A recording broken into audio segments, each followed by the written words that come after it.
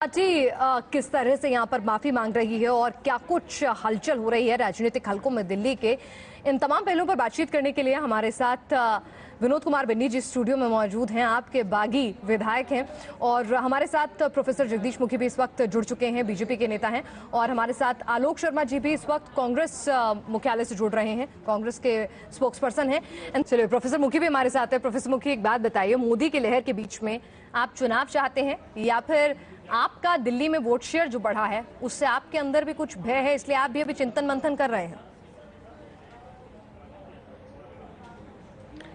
नहीं, हमें इसकी चिंता की बात नहीं है। हमारा वोट परसेंट 11% बढ़ा है, ये सबके सामने है। किंतु आपने सीधा सवाल पूछा है कि हम चुनाव चाहते हैं या हम और कुछ करना चाहते हैं। इसका जवाब आज देने की स्थिति में हम नहीं हैं, क्योंकि ये निर्णय भारतीय जनता पार्टी का हमारा आला कमान लेने वाला है। इस समय हम केंद्रीय सरकार के गठन में जुटे, हमारी सारी के नेतृत्व जो है, और उसके पश्चात तुरंत दिल्ली की ओर ध्यान रख करके निर्णय लिया जाएगा, डिस्कस करेंगे। अभी तक इसके ऊपर कोई डिस्कशन हमने नहीं किया। आप दिल्ली के वरिष्ठ नेता हैं, आप क्या चाहते हैं? सवाल ये है कि ये आज जो डिस्कशन आपने किया है, जी मैं वही कह रहा हूं जी, आप जो ये सवाल पूछने की आप हिम्मत जुटा रहे हैं ना, उसके पीछे लॉजिक ये है आपका कि आम आदमी पार्टी सरकार बनाना चाह रही है। ये लॉजिक है आपका ना।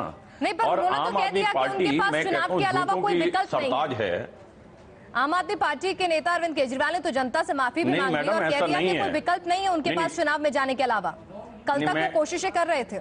मैं आपसे ये जानना चाहता हूं, ये आप कह रही हैं उनकी बात, तो उन्होंने तो अलग अलग बात की है।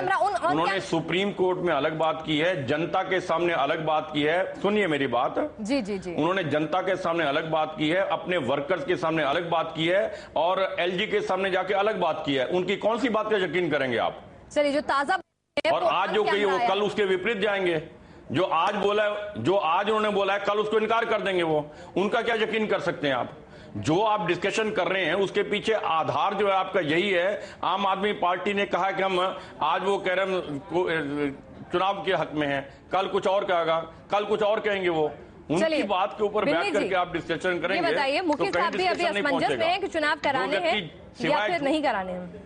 माफ कीजिएगा मुखी जी, आपके न्योते का इंतजार कर रहे हैं। बिन्नी जी कह रहे हैं उनके पास तो बहुत सारे बागी विधायक हैं जो आना चाहते हैं, आप सरकार बनाने का दावा तो पेश करें। न्योते का इंतजार है बस उन्हें। मैंने आपसे निवेदन किया ना कि हमने ये निर्णय मुखी जी के लेवल पर नहीं लिया जाना।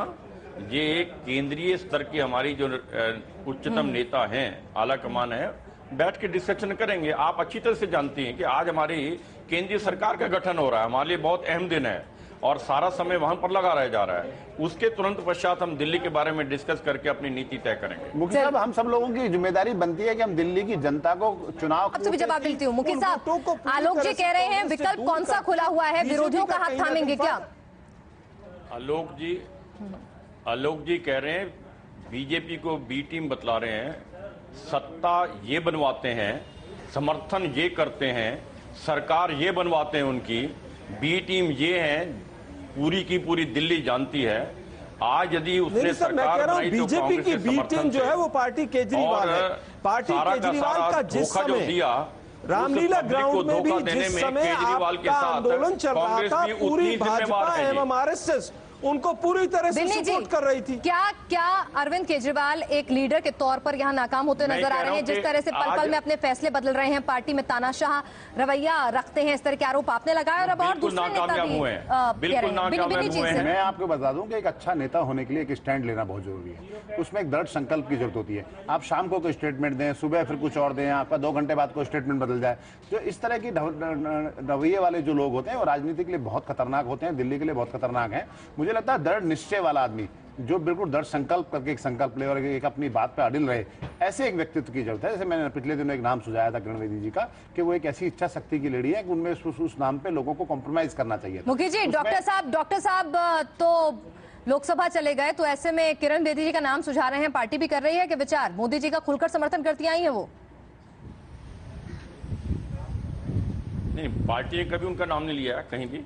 नहीं, विचार की पार्टी ने उनका नाम नहीं लिया है, वो पार्टी के सदस्य भी नहीं है। आप चाहेंगे? ये तो आपने मीडिया की क्रिएशन है जी। चलिए आप चाहेंगे, आपकी निजी राय पूछ लेती हूँ, आप चाहेंगे? अपनी मीडिया की नहीं, क्रिएशन नहीं, मैं तो निजी राय जान रही हूँ। बिन्नी जी ने सुझाव दिया तो मैं आपकी राय जान रही हूँ। मैंने बताया ना, हमारी निजी राय पार्टी के अंदर मायने नहीं रखती, पार्टी के अंदर सहमति बनाई जाती है। मैंने बताया हमारा राष्ट्रीय नेतृत्व सहमति बनाता है, हमारा एक पार्लियामेंट्री बोर्ड है जिसमें निर्णय लिए जाते हैं।